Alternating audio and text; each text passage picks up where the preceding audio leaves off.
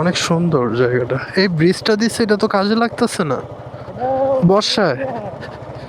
ওই পাশটায় যাওয়া নেই, যাক পুরাটা জায়গা ঘুরলাম না, নেক্সটে আবার আসার জন্য রাইখা দিলাম। ফিউচারে বিয়া কইরা বউ নিয়ে আসমো। স্পেশাল প্লেসগুলো রাইখা দিলাম ওয়াইফের জন্য, তাই না?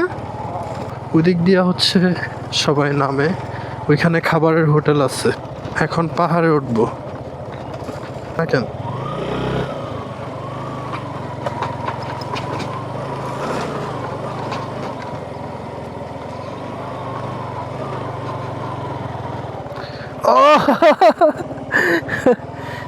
নিচে থেকে পাহাড়ে উঠলাম। জায়গাটা সুন্দর না?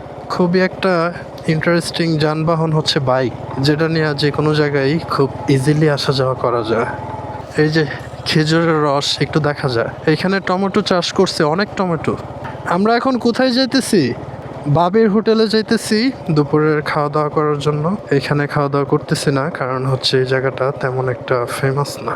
এই যে এখানে গাড়ি পার্কিং, সিএনজি, যারা দূর দূরান্ত থেকে আসে